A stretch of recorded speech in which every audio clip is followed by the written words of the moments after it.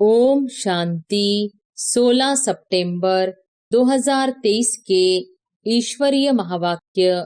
पहले एक नजर मुरली के मुख्य पॉइंट पर।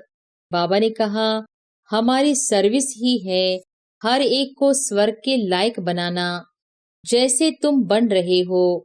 बाप आकर पहले हेल्थ पीछे वेल्थ देते हैं, पहले शांति फिर सुख। सन्यासी बहुत करके शांति चाहते हैं मुक्ति के लिए। मुक्ति दूसरा कोई तो दे नहीं सकता। इसको बेहद की मुक्ति, बेहद की जीवन मुक्ति कहा जाता है। सो बेहद का बाप ही दे सकते हैं। यह है दुख की दुनिया, सुख की दुनिया स्वर्ग को कहा जाता है, जबकि नई सृष्टि नया भारत है। जैसे बुद्ध का रियनकार्नेशन, क्राइस्ट का रियनकार्नेशन, बौद्धी और क्रिश्चियन का भारत से कनेक्शन देखने में आता है। गुरु नानक को 500 वर्ष के लगभग ही दिखाते हैं। उनका भी छोटा रियनकार्नेशन है। और फिर बाबा ने कहा, रियनकार्नेशन सब करते हैं, अब परमपिता परमात्मा को बुलाते हैं, परंतु वह कब आएगा, कैसे आएगा, यह नहीं जानते। शरीर में तो जरूर आना होता है, परंतु जन्म न लेने कारण उनको रियनकार्नेशन कहा जाता है। सबसे बड़ा रियनकार्नेशन परमपिता परमात्मा का कहेंगे। शिव का सबसे बड़ा रियनकार्नेशन है, परंतु मनुष्य समझते नहीं है, क्योंकि परमात्मा से बेमुख हुए हैं। यह शिव का बच्चा ब्रह्मा, ब्रह्मा के बच्चे तुम, इसको ईश्वरीय कुल कहा जाता है। हूँ तो सबका बाप, परंतु अभी तुम ब्रह्मा द्वारा मेरे बने हो, इसलिए तुम मुझे दादा कहते हो। सन्यासियों की वंशावली नहीं होती है, क्योंकि उनमें दादा बाबा का कोई कनेक्शन नहीं। और फिर लास्ट में बाबा ने कहा, हम ईश्वर की गोद में आए हैं। यह मंगल मिलन है, कलयुग का अंत और सतयुग की आदि, इसको ही संगम कहा जाता है। संगम में मिलन होता है। अब कुंभ का मेला है। संगम पर तुम सब ज्ञान सागर बाप से मिलते हो। इसको ईश्वरीय कुंभ का मेला कह सकते हैं। यह है आत्माओं और परमात्मा का संगम। कुंभ व संगम बात एक ही है। तुम्हारी अवस्था ऐसी होनी चाहिए जैसे देवताओं की होती है। कोई भी अवगुण नहीं होना चाहिए। इसको ही स्वर्ग कहेंगे। कल्याणकारी बाप है, अकल्याणकारी रावण है। सबको सदगति देने वाला बाप है। और अब सुनते हैं महावाक्यों को विस्तार से। मुरली का सार। मीठे बच्चे, घर घर को स्वर्ग बनाने की जिम्मेवारी तुम बच्चों पर है। सबको पतित से पावन होने का लक्ष्य देना है, दैवी गुण धारण करने हैं। प्रश्न है, ईश्वरीय गोद में आने से तुम बच्चों को कौन सा अनुभव होता है? उत्तर है, मंगल मिलन मनाने का अनुभव ईश्वरीय गोद में आने वाले बच्चों को होता है। तुम जानते हो, संगम युग है, ईश्वर से मिलन मनाने का युग। तुम ईश्वर से मिलन मनाकर भारत को स्वर्ग बना देते हो। इस समय तुम बच्चे सम्मुख मिलते हो। सारा कल्प कोई भी सम्मुख मिलन नहीं मना सकते। तुम्हारा यह बहुत छोटा सा ईश्वरीय कुल है। शिव बाबा है दादा, ब्रह्मा है बाबा, और तुम बच्चे हो भाई बहन, दूसरा कोई संबंध नहीं। गीत है, नई उम्र की कलियां हैं हम। ओम शांति। बाबा जब आते हैं तो पहले कुछ समय साइलेंस में बैठना चाहिए, क्योंकि पहले पहले दान दिया जाता है याद का। याद से ही पतितों को पावन बनाना है। तुम बच्चे दान दे रहे हो और ले रहे हो। बाप आकर कांटों से कलियां बनाते हैं, फिर कलियों से फूल बनते हैं। तुम जानते हो, हमारी सर्विस ही है हर एक को स्वर्ग के लायक बनाना, जैसे तुम बन रहे हो। बाप आकर पहले हेल्थ पीछे वेल्थ देते हैं। पहले शांति फिर सुख। वास्तव में सुख दोनों में है। तुम बच्चों को सुख और शांति दोनों चाहिए, और जो सन्यासी आदि है वह सिर्फ शांति चाहते हैं। सन्यासी सुख नहीं चाहते हैं। सुख तो वह दे न सके। अगर शांति देवे तो भी अल्पकाल क्षणभंगुर सुख के लिए। कहते हैं कि सुख तो कागविष्टा समान है। सन्यासी बहुत करके शांति चाहते हैं मुक्ति के लिए। मुक्ति दूसरा कोई तो दे नहीं सकता। इसको बेहद की मुक्ति, बेहद की जीवन मुक्ति कहा जाता है। सो बेहद का बाप ही दे सकते हैं। तुम जानते हो इस समय सब कांटे हैं, कांटे चुभते हैं। बाप कहते हैं सब एक दो को काम कटारी से मारते हैं। उनको पता नहीं है कि काम कटारी को हिंसा कहा जाता है। तुम विकार में जाते हो तो आदि मध्य अंत एक दो को दुख देते हो।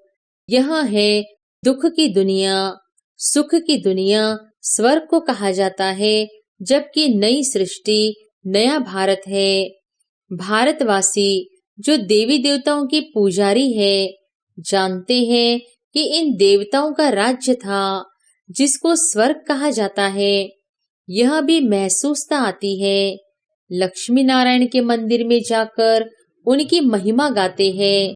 समझते हैं भारत के यह मालिक थे। भारत स्वर्ग था, यह भी महसूसता आती है, परंतु हवा के मुहाफिक समझते तो है। भारत में लक्ष्मी नारायण के इतने मंदिर बनाते हैं तो उन्हों की राजधानी थी।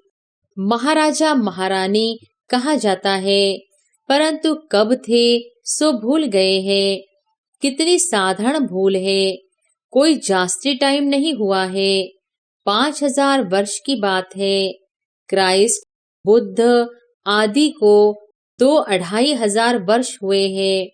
उनके लिए ऐसे कहते हैं कि रियनकार्नेशन किया। यूं तो रियनकार्नेट हर एक करते हैं। आत्मा आकर प्रवेश करती है, इसको भी रियनकार्नेट कहेंगे। परंतु पहले बड़ों का नाम गाया जाता है।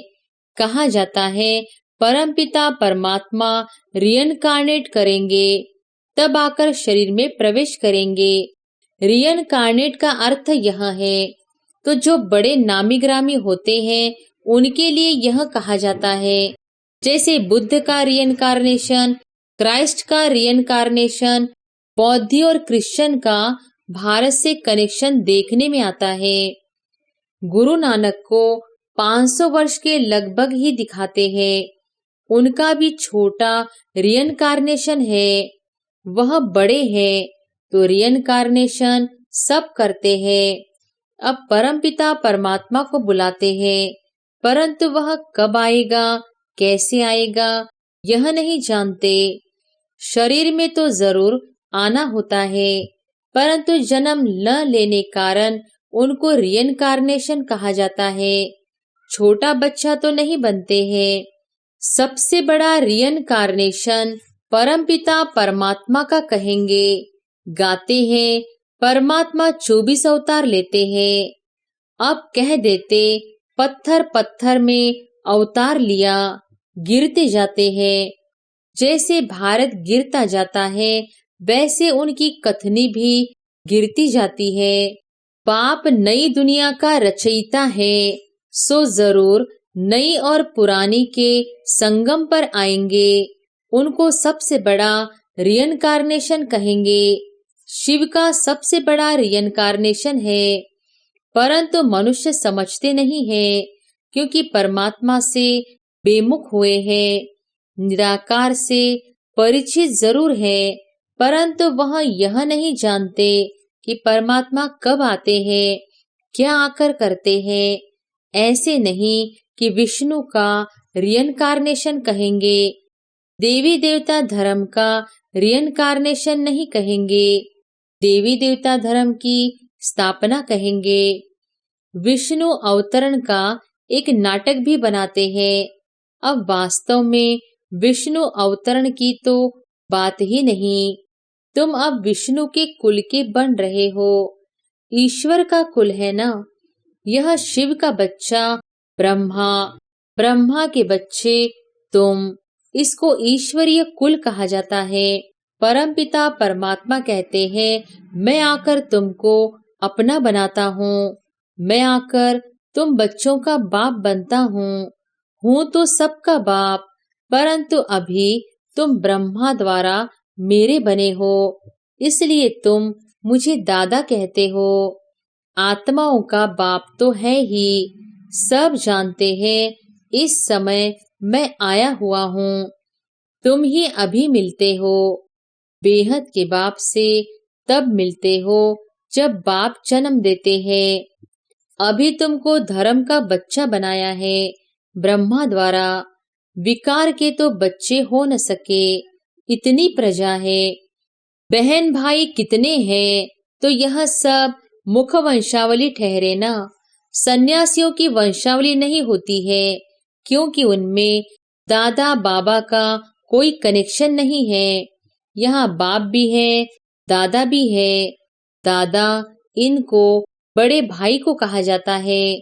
बाप आकर अपना बनाते हैं। तुम जानते हो, हम ईश्वर की गोद में आए हैं। यह मंगल मिलन है। कलयुग का अंत और सतयुग की आदि, इसको ही संगम कहा जाता है। संगम में मिलन होता है।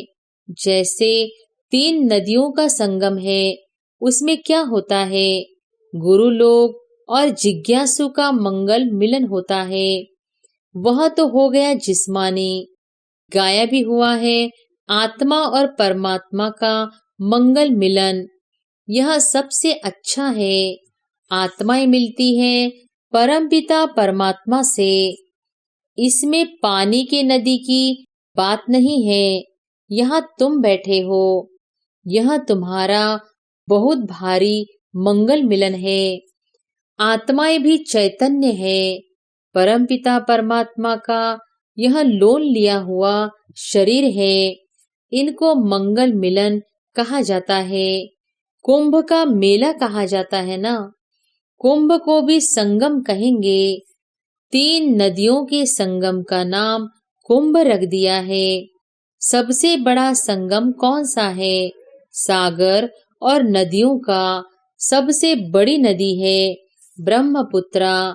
उसमें बाबा आते हैं, इसलिए सागर और ब्रह्मपुत्रा नदी का इकट्ठा मेला तो है ही। अब कुंभ का मेला है संगम पर। तुम सब ज्ञान सागर बाप से मिलते हो। इसको ईश्वरीय कुंभ का मेला कह सकते हैं। यह है आत्माओं और परमात्मा का संगम। कुंभ व संगम बात एक ही है। तो तुम बच्चे जानते हो, हम अपने लिए स्वर्ग की स्थापना कर रहे हैं। हमको घर में पवित्र होकर रहना है। जहाँ पवित्रता है वहाँ ही स्वर्ग कहेंगे। बच्चे पवित्र रहते हैं तो पवित्रता सुख शांति है। तुम्हारी अवस्था ऐसी होनी चाहिए जैसे देवताओं की होती है। कोई भी अवगुण नहीं होना चाहिए। इसको ही स्वर्ग कहेंगे।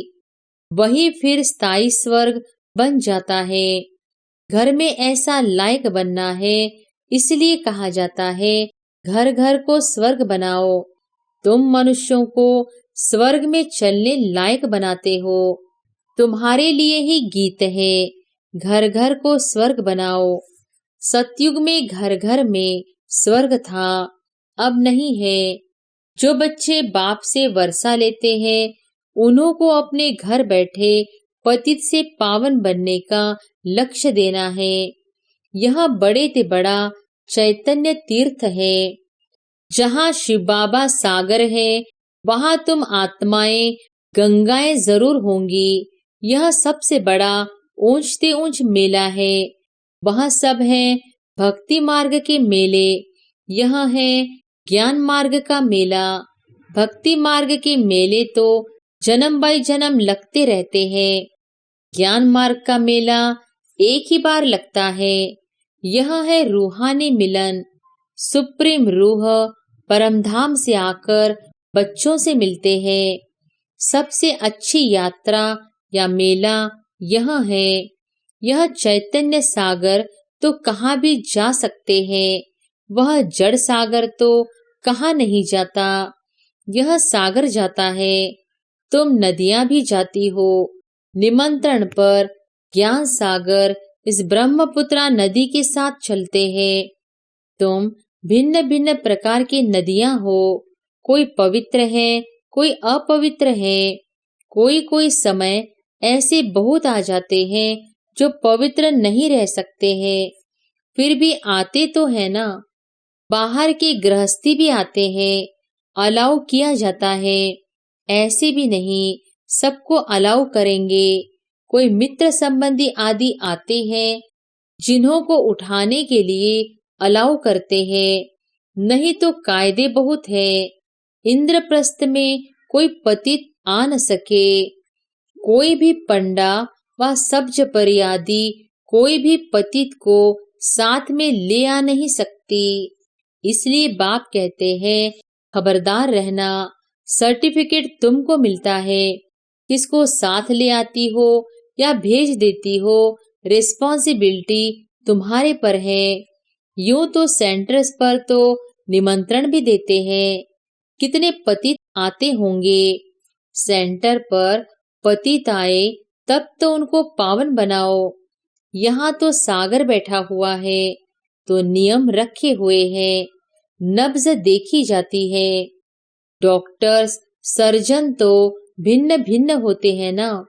मम्मा बाबा व अनन्य बच्चे बात करेंगे तो झट पता लगेगा कि बुद्धि में बैठता है व नहीं।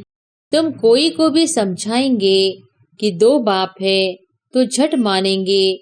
युक्ति बतलाई जाती है। परमपिता परमात्मा को तो सब याद करते हैं। हम फलाने बाप के बच्चे हैं, सिर्फ उनके एक्यूपेशन को नहीं जानते। यह तो तुम बच्चे समझ गए हो कि जिस जिस नाम रूप से जो मनुष्य आते हैं, उसी नाम रूप से 5000 वर्ष बाद फिर आना है जरूर। क्राइस्ट का जो चित्र है हूबहू फिर उसी समय ही हो सकता, ऐसा और किसी मनुष्य का हो नहीं सकता। कृष्ण का जो चित्र है वह फिर और किसी मनुष्य रूप में हो न सके। आत्मा भिन्न भिन्न नाम रूप देश काल में जन्म लेते लेते अब पतित हो गई है, उसको फिर पावन बनाते हैं। तुम जानते हो, कल्याणकारी बाप है, अकल्याणकारी रावण है। सबको सदगति देने वाला बाप है। फिर इसमें मनुष्य तो क्या, सब चीजों की सदगति हो जाती है। नरक का विनाश, स्वर्ग की स्थापना होती है। जो कल्प पहले आए थे, कोई पंजाबी कोई पारसी आते हैं ना, सभी को निमंत्रण देना है। बाप आया हुआ है, ढिंडोरा पीटने में भी हर्जा नहीं है। तुम्हारे चित्र भी बड़े अच्छे हैं। अभी तुम मंदिर लायक बनते हो। अब भूतों को निकालने में बड़ी मेहनत है। लक्ष्मी अथवा नारायण को वरने लिए विकारी अवगुण निकालने में कितनी मेहनत लगती है। कोई को काम का भूत, कोई को क्रोध का भूत, किसको मोह का भूत, थप्पड़ मार देते हैं, एकदम गिर पड़ते हैं। लोभ वश भी गिर पड़ते हैं। अच्छे अच्छे घर की बच्चियां मिठाई देखेंगी तो छिपाकर खा लेंगी। लोभ ने भी कितनों को नुकसान पहुंचाया है। लोभ के वश ही चोरी करते हैं। पहले तुम भट्टी में थे, अभी तो सबको अपने घर में भट्टी बनानी पड़े। बाप ने एक ही बड़ी भट्टी बनाई। अभी तो कहते हैं पहले 7 रोज भट्टी में रहना पड़े। आजकल किसका भट्टी में बैठना बड़ा मुश्किल है। सेंटर में भी आते हैं तो रंग चढ़ाते हो, फिर घर में जाने से उड़ जाता है, संग दोष लग जाता है। अभी तो बड़ी मेहनत है। अभी तुम बच्चे जानते हो हम ईश्वरीय कुल में बैठे हैं। दादा बाबा और हम भाई बहन हैं। ब्राह्मण कुल सर्वोत्तम गाया हुआ है। उन ब्राह्मणों को भी तुम ज्ञान दे सकते हो। ब्राह्मण है उत्तम चोटी। यह संगम युगी ब्राह्मण ही फिर देवता बनते हैं। पहले तो देवताओं से भी ऊंच ब्राह्मण है। चोटी तो ऊंची ठहरी ना। तुम ब्राह्मण देवताओं की पूजा करते हो। अपने को पुजारी, उनको पूज्य समझते हो। तुम उन पुजारियों ब्राह्मणों को भी यह समझा सकते हो, तुम तो हो सच्चे सच्चे ब्राह्मण संगम युगी। तुम ब्रह्मा मुख वंशावली हो, फिर तुम सो देवता बनते हो। स्वर्ग का देवता जरूर परमपिता परमात्मा ही बनाएंगे। अच्छा, मीठे मीठे सिकिलधे बच्चों प्रति मात पिता बाप दादा का याद प्यार और गुड मॉर्निंग। रूहानी बाप की रूहानी बच्चों को नमस्ते। धारणा के लिए मुख्य सार।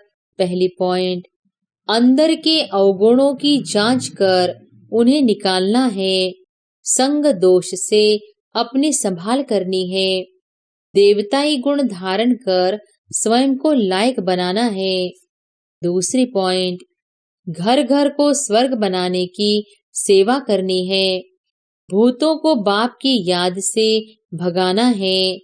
बाप के साथ मंगल मिलन मनाते रहना है। वरदान है, अपने अनादि संस्कारों को इमर्ज कर सर्व समस्याओं को पार करने वाले उड़ता पंछी भव। अपने अनादि संस्कारों को इमर्ज कर सर्व समस्याओं को पार करने वाले उड़ता पंछी भव। आप सब अनादि रूप में हो ही उड़ने वाले, लेकिन बोझ के कारण उड़ता पंछी के बजाय पिंजड़े के पंछी बन गए हो। अब फिर से अनादि संस्कार इमर्ज करो, अर्थात फरिश्ते रूप में स्थित रहो। इसी को ही सहज पुरुषार्थ कहा जाता है। उड़ता पंछी बनेंगे तो परिस्थितियां नीचे और आप ऊपर हो जाएंगे। यही सर्व समस्याओं का समाधान है। स्लोगन है, हर कदम में कल्याण समझ हर आत्मा को शांति की शक्ति का दान देना ही सच्ची सेवा है। अच्छा, ओम शांति।